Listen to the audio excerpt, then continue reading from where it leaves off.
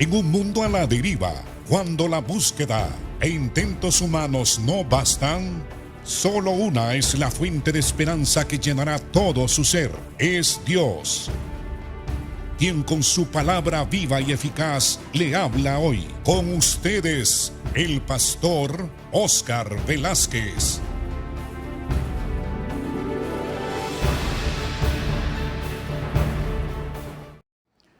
Bienvenidos, amados hermanos. Me gozo de que ustedes muestren gran interés en aprender las Escrituras. Todos ciertamente estamos aprendiendo. Los predicadores, pastores, evangelistas, maestros, misioneros, cuando abrimos las Escrituras y las exponemos ante el pueblo, nosotros somos los más beneficiados. Porque el que enseña la Escritura aprende 2 veces. Así que yo estoy aprendiendo juntamente con ustedes lo que se dice en el capítulo 53 del libro de Isaías, donde Isaías describe la muerte de Jesús, el menosprecio que sufrió de parte de su pueblo a quien él vino a salvar, donde se presentó como el Redentor, como el liberador, donde él anduvo haciendo bienes, sanando a los enfermos, liberando a los oprimidos de Satanás. Y él se presentó como el profeta de Dios para aconsejar, para abrirle las Escrituras al pueblo de Israel, y anduvo haciendo bienes, enseñando, instruyendo al pueblo. El resultado de todos los bienes que hizo fue recibir el menosprecio del pueblo. Muchas veces trataron de apedrearlo y de matarlo. Y él preguntaba: ¿por cuál de las buenas obras que yo he hecho vosotros me queréis apedrear? Y en una ocasión les dijo: vosotros sois del diablo. El diablo es homicida desde el principio. Vosotros me queréis matar. Así que Jesús fue ciertamente menospreciado. No lo estimamos, dijo Isaías. No lo apreciamos. No le dimos el lugar que a él le correspondía. No lo honramos. Y cuando Jesús sufrió la muerte en la cruz, la mayoría de los líderes del pueblo y de los religiosos, ellos decían: por pecador ha muerto, algo malo hizo para morir. Ciertamente tomó el lugar que no le correspondía porque decía que era el Mesías, el Hijo de Dios. Y como ellos no le creyeron, entonces pensaron que Cristo ciertamente estaba muriendo en la cruz por sus propios pecados, por asumir el lugar del Mesías. Y ciertamente él era el Mesías, pero el pueblo no lo recibió como tal, no creyó en él. Pero en Isaías, en el verso 8 dice: por cárcel y por juicio fue quitado, porque lo juzgaron, lo apresaron, y su generación, ¿quién la contará? Pregunta Isaías, porque fue cortado de la tierra de los vivientes y por la rebelión de mi pueblo fue herido. Y se dispuso con los impíos su sepultura, mas con los ricos fue en su muerte, aunque nunca hizo maldad ni hubo engaño en su boca.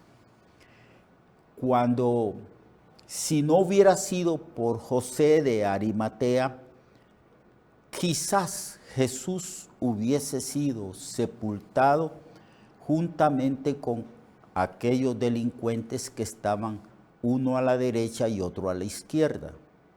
Pero determinado por Dios y profetizado estaba que a Jesús lo iban a poner en un sepulcro de un hombre rico, en este caso un discípulo que creía en Jesús, pero que no se había manifestado, José de Arimatea. Él fue el que se fue donde Pilatos, habló con él y pidió el cadáver de Jesús para sepultarlo. Y lo sepultó, lo envolvió en una sábana de lino fino y lo colocó en su sepulcro, en el sepulcro que él había construido en una roca labrada, y allí puso a Jesús. Entonces se cumple la profecía del verso 9, donde dice que el Señor fue sepultado en un sepulcro de un hombre rico. Verso 10, con todo, dice el escritor Isaías, Jehová quiso quebrantarlo sujetándolo a padecimiento. Aquí ya se habla de una manera más clara y directa de que la muerte de Jesucristo era un plan hecho desde antes de la fundación del mundo y que ese era el único medio en que se podía salvar al ser humano de sus pecados. Entonces dice aquí que Dios quiso quebrantarlo y sujetarlo a padecimiento porque la justa ira de Dios, el castigo de los pecados, tenía que ser ejecutado sobre el sustituto que es Cristo el Señor. Él tomó nuestro lugar. La ley tenía que ejecutarse, la ley tenía que vindicarse. De otra manera, no se podía salvar el ser humano. La sentencia de la ley sobre nosotros era muerte, la paga, consecuencias del pecado, la muerte. Y Dios no podía perdonarnos sin primeramente ejecutar su sentencia de muerte sobre nosotros. Entonces Cristo tomó el lugar suyo y mío en la cruz. Cristo tomó la muerte, sufrió la muerte suya y mía. Cristo llevó la sentencia de muerte que le correspondía a usted, hermano y hermano, y que me correspondía a mí. Era la única manera. Vindicar primero la ley para que Dios ahora en su gracia extendiese su mano hacia nosotros y nos perdonara nuestros pecados y nos concediera la vida eterna y justificara a cada uno de nosotros. Por eso en el verso 10 Isaías dice, con todo eso Jehová quiso quebrantarlo sujetándole al padecimiento. Y luego, cuando haya puesto su vida en expiación por el pecado, verá linaje, vivirá por largos días y la voluntad de Jehová será en su mano prosperada. Aquí se habla ciertamente de la expiación y habla de la resurrección de Cristo. Verá linaje y vivirá por largos días, vivirá eternamente. Jesucristo murió brevemente, estuvo muerto 3 días. Al tercer día resucitó. Resucitó porque era imposible que la muerte pudiera retenerle. Era imposible porque Él no pecó. Él simplemente se hizo legalmente responsable de la culpa de nuestros pecados. Y Él llevó el castigo que nosotros merecíamos. Pero Él no pecó.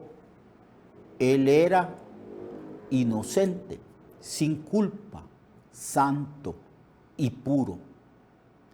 Pero legalmente asume la responsabilidad de llevar sobre sí, sobre su cuerpo, el castigo que merecían nuestros pecados. Y resucitó al tercer día cuando se ejecutó esta sentencia de muerte sobre nosotros, solo que no fue sobre nosotros, sino sobre aquel que tomó el lugar de nosotros en la cruz. Esto no es difícil comprenderlo, no es difícil porque Dios castigó a Cristo en el lugar de nosotros. Esa era la única manera de que la ley no quedase burlada, de que la ley fuese vindicada. Entonces, el Señor puso los pecados nuestros sobre Jesucristo. Resucitó al tercer día. Vivirá para siempre. En Apocalipsis dice que Él estuvo muerto, he aquí que vive y vive eternamente. Entonces se habla este versículo 10 de la muerte expiatoria de Cristo, de su resurrección y del resultado que obtuvo por su sacrificio, por sus sufrimientos. Él dice que la voluntad de Jehová será en su mano prosperada y verá el fruto de la aflicción de su alma y quedará satisfecho. Son miles, millones y millones de personas que a causa del sacrificio de Cristo y de su expiación y su redención han sido salvados. Entre esos miles, millares de millares, millones, está usted, hermano y hermana, y estoy yo.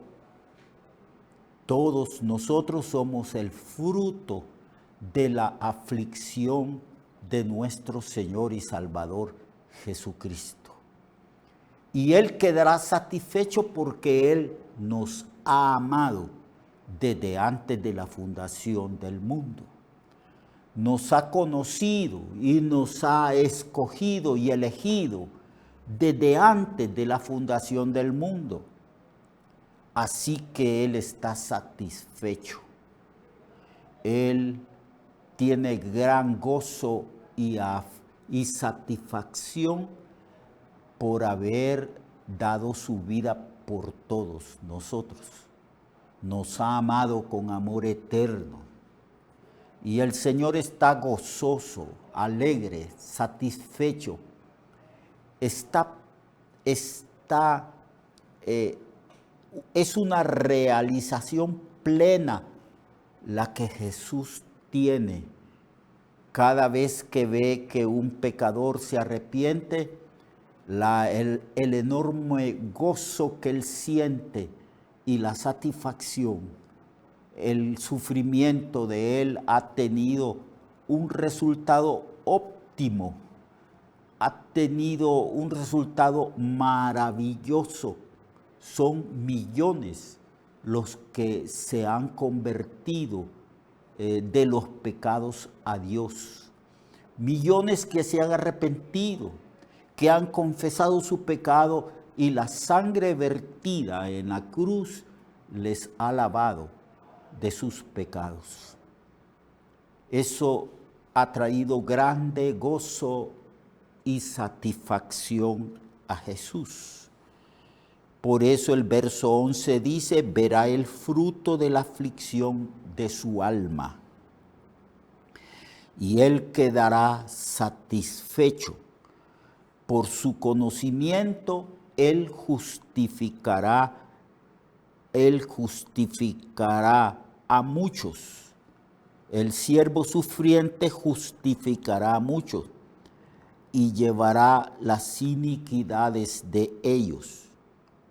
Por tanto, dice Isaías, inspirado por el Espíritu, por tanto, dice Dios el Padre, yo le daré parte con los grandes y con los fuertes repartirá despojos, por cuanto derramó su vida hasta la muerte y fue contado con los pecadores, habiendo él llevado el pecado de muchos y orado por los transgresores. Una obra completa y perfecta, la que Jesucristo hizo allí en la cruz hace un poco más de 2000 años. Y a él se le ha dado un gran nombre, por eso sí dice el Padre, yo le daré parte con los grandes y con los fuertes repartirá despojos. A Cristo, por causa de su sufrimiento y de su humillación, porque la Biblia enseña y declara, amados hermanos y hermanas, que Jesús fue obediente, que estando en condición humana se hizo siervo, y estando en condición de siervo se hizo obediente, y obediente hasta la muerte, en una muerte oprobiosa en la cruz. Y que como Cristo se humilló hasta lo sumo, en obediencia al Padre para ejecutar este plan de redención, Dios lo tomó de lo más profundo de su humillación y le dio un nombre, para que en el nombre de Jesús se doble toda rodilla de los que están en el cielo, que son los ángeles, los que están en la tierra, que somos nosotros, los seres vivos, los seres humanos, y los que están bajo la tierra, que son los que ya han muerto. Y para que toda lengua confiese que Jesucristo es el Señor, para la gloria de Dios el Padre. Por eso el Señor dice que repartirá despojos por cuanto derramó su vida hasta la muerte y fue contado con los pecadores, habiendo él llevado el pecado de muchos y orado por los transgresores. Aquí Isaías en este capítulo 53 nos revela los grandes misterios logrados por el siervo sufriente que llevó nuestros pecados y nos liberó, expiando esos pecados y liberándonos, pagando un precio de muerte en la cruz. A Jesucristo, al Padre, a ese Dios todopoderoso, sea la gloria, sea el imperio, sea el honor, a Él toda gloria, a Él todo honor. Sea Dios bendito por los siglos de los siglos, para siempre. Amén. Hasta mañana, hermano. Dios le bendiga. Recuerde que su vida puede cambiar y mejorar, porque la palabra de Dios es viva y eficaz, y más cortante que toda espada de dos filos. Hebreos 4:12. Nuestra oración y deseo es que esta palabra predicada lleve mucho fruto. Le esperamos en el próximo programa, a esta misma hora y en esta misma estación. Esta es una producción de Ministerios Reflexionarte, en colaboración con Cirkenu Network.